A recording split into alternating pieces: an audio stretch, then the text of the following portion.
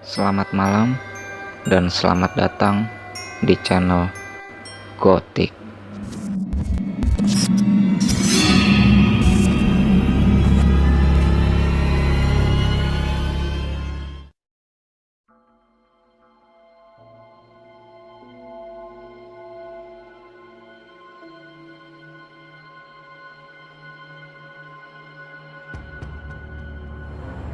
Cerita ini dibuat berdasarkan kisah nyata yang dialami oleh Adi yang terjadi di tahun 2011 silam, tepatnya di sebuah desa yang berinisial Desa B yang ada di Provinsi Jawa Tengah.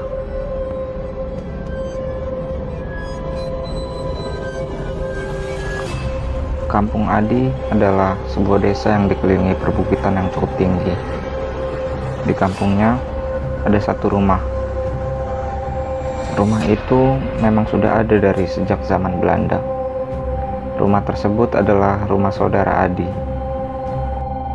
Setiap pulang ke kampungnya, Adi dan teman-temannya sering bermain dan menginap di rumah itu, karena rumahnya memang sudah tidak ditempati lagi oleh saudaranya. Si pemilik rumah tersebut tinggal di luar kota karena alasan pekerjaan, yang menuntutnya harus pindah agar lebih dekat dengan tempat kerjanya. Tapi rumah tersebut ada yang merawat. Dia adalah Pak Ino. Dia dipasrahi oleh saudara Adi untuk merawat rumah tersebut. Adi memang sudah kerap mendengar bahwa rumah tersebut memang angker. Banyak warga di sekitar yang mengaku pernah melihat sesuatu yang tak lazim di sana, seperti contohnya kuntilanak, pocong, dan bangsa lembut lainnya. Tapi Adi yang notabene sudah lama tinggal di kota tidak terlalu percaya dengan hal-hal seperti itu. Singkat cerita, suatu malam Adi dan teman-temannya berniat untuk menginap di rumah tersebut. Seperti layaknya anak muda pada umumnya, mereka pun berinisiatif untuk tidak langsung tidur cepat dengan membawa PS dari rumah untuk menemani mereka mengisi malam. Malam itu, Adi, Slamet, dan Sufi datang lebih awal ke rumah angker tersebut. Mereka datang sekitar jam 10 malam. Sambil menunggu teman-teman yang lain datang, kemudian Adi pun masuk ke dalam dan membuat kopi untuk menemani mereka sambil mengobrol di teras rumah. Di saat Adi membuat kopi, di sisi lain Slamet yang sedang dilanda kasmaran pun asik membalas pesan singkat dari sang pacar. Sampai akhirnya pacar Slamet mengirim sebuah pesan suara singkat. Namun bukan rasa senang yang Slamet dapat ketika menerima pesan suara tersebut, tapi justru dia dibuat heran dan kebingungan karena isi dari pesan suara tersebut adalah sang pacar meminta untuk dinyanyikan sebuah lagu Jawa. Yang konon, lagu tersebut adalah lagu yang dapat mengundang makhluk gaib untuk datang, yaitu adalah lagu Lingsir Wengi. Jelas, Slamet merasa heran lantaran ia tahu betul bahwa pacarnya sama sekali tidak mengerti bahasa Jawa, karena memang dia bukan berasal dari daratan Pulau Jawa. Namun apa boleh buat, mau tidak mau, dia pun kemudian menuruti keinginan sang pujaan hatinya dengan menyanyikan lagu tersebut bersama temannya. Awalnya semuanya berjalan lancar, tidak ada yang aneh saat mereka menyanyikan lagu tersebut. Sampai akhirnya, teman Slamet meminta untuk memutar ulang rekaman mereka yang dikirim ke pacarnya Slamet. Dan betapa kagetnya mereka. Di tengah-tengah mereka menyanyikan lagu itu, ada satu suara yang tidak mereka kenal, yaitu suara perempuan. Perempuan itu ikut bernyanyi bersama mereka. Padahal di sana hanya ada 3 orang, dan semuanya laki-laki. Kemudian mereka semua masuk ke dalam, karena mereka ketakutan dengan kejanggalan itu. Tak lama setelah mereka masuk ke dalam rumah, teman mereka pun akhirnya datang. Kemudian mereka bermain PS bersama sampai tengah malam. Saat mereka sedang asik bermain PS, waktu itu jam menunjukkan pukul 1 malam. Tiba-tiba Adi mendadak merasa tidak enak badan. Kepalanya terasa pusing dan badannya terasa panas. Dia merasa hawa di ruangan itu tiba-tiba berubah menjadi tidak enak, pengap, dan terasa gerah. Padahal rumah tersebut berukuran cukup besar, dengan bentuk seperti huruf L memanjang dengan 2 pintu, yaitu pintu utama di bagian depan dan kemudian pintu kedua ada di bagian samping rumah. Nah, karena Adi merasa gerah, dia pun segera bangun dan berjalan menuju pintu bagian samping, kemudian membukanya untuk sekedar mencari angin. Adi berdiri cukup lama di pintu itu, sendirian. Padahal tempatnya gelap. Tidak ada lampu penerangannya.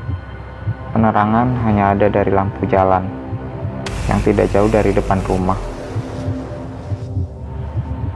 Sambil menikmati udara malam, mata Adi bergerak ke sana kemari untuk melihat sekeliling. Di depannya ada tanaman yang biasa orang-orang di kampung banyak menjadikannya sebagai pagar rumah. Namanya adalah pohon tetehan. Tidak jauh di sekitar tetehan itu ada pohon yang ukurannya cukup besar, yaitu pohon beringin. Kata orang-orang di sana, pohon itu sudah ada dari sejak zaman Belanda dulu. Nah, saat sedang asik melihat ke sana ke sini, tiba-tiba Adi melihat ada seonggok rambut panjang yang terurai dari atas pohon sampai ke tanah. Dia pun kaget bukan main. Tapi di sisi lain, dia penasaran dengan apa yang dilihatnya. Apakah itu memang benar rambut, ataukah hanya tali hitam saja yang tergantung, pikirnya. Sebenarnya, Adi sudah merasa sangat ketakutan saat dia melihat benda itu. Tapi rasa penasarannya mengalahkan rasa takutnya. Kemudian dia mencoba memberanikan diri untuk memastikan apa yang dilihatnya. Dia pun mulai melihat ke arah dari mana benda itu berasal. Saat ia melihat ke ujung dari benda tersebut, seketika darahnya terasa seperti berhenti. Dia melihat ada sosok kuntilanak yang sedang duduk di dahan pohon beringin tersebut sambil menyisir rambutnya yang panjang. Dan dia tersenyum menatap Adi dengan muka yang sudah dipenuhi belatung. Matanya sudah menonjol seperti ingin keluar, serta dari sela-sela matanya mengalir darah yang sangat segar, yang bercampur dengan puluhan belatung yang bergerak-gerak, seolah belatung itu sedang berusaha merangsek masuk ke bagian mata kuntilanak tersebut. Sontak, badan Adi pun terasa beku. Dia seolah dipaksa untuk terus menatap ke arah makhluk mengerikan tersebut. Bahkan, untuk sekedar mengedipkan mata saja, dia sudah tidak mampu lagi. Jika Adi bisa memilih, mungkin dia akan memilih untuk pingsan saat itu juga. Tapi kenyataannya tidak sejalan dengan keinginannya. Dia pun hanya bisa pasrah ketika matanya seolah dikunci oleh sosok tersebut untuk terus menatapnya. Sampai akhirnya dia mendengar teman yang bernama Slamet memanggil namanya dari dalam rumah. Tak selang beberapa lama, Slamet akhirnya menemukan Adi dengan posisi mata yang terbelalak menuju ke atas pohon tersebut. Slamet pun kebingungan dan dia pun mulai curiga, sampai akhirnya dia melihat apa yang dilihat oleh Adi. Kemudian dia pun berusaha menyadarkan Adi dengan menarik-narik tangannya. Tapi Adi tetap tidak bergeming. Akhirnya Slamet pun berlari ke dalam dan memanggil teman-temannya untuk membawa Adi masuk ke dalam rumah. Saat sudah di dalam, Adi pun akhirnya sadar setelah diberi minum oleh temannya. Kemudian dia ditanya oleh teman-temannya, kenapa dia bisa sampai seperti itu. Tanpa angin dan aba-aba apapun, suara pintu digebrak seketika mengagetkan mereka semua. Berbarengan dengan hal itu, seketika lampu pun berkedap-kedip. Mereka pun terperanjat dan saling memeluk satu sama lain. Saat itu pula, terdengar suara tawa yang lirih namun sangat mengerikan datang dari arah pintu samping. Mereka pun semakin ketakutan, apalagi saat Slamet menjerit dan mengatakan, "Kalian semua harus pergi dari sini," dengan bahasa Jawa. Rupanya, Slamet telah dirasuki oleh kuntilanak tersebut. Tak selang lama, salah satu teman Adi kemudian memberanikan diri dan berlari keluar rumah untuk meminta pertolongan warga sekitar. Sampai akhirnya Pak Ino datang bersama warga dan Pak Kiai. Singkat cerita, mereka semua akhirnya selamat dari teror makhluk tersebut, dan mereka pun diantar pulang ke rumah masing-masing.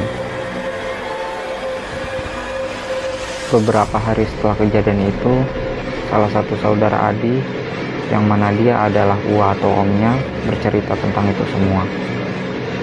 Kalau memang di pohon itu sudah lama ada penghuninya, dan katanya di jalan besar dekat pohon tersebut juga sering terjadi kecelakaan, bahkan sampai-sampai memakan korban jiwa karena ulah makhluk tersebut. Saat itulah Adi dan teman-temannya tidak pernah lagi menginap di rumah tersebut, bahkan untuk melewatinya saja mereka enggan.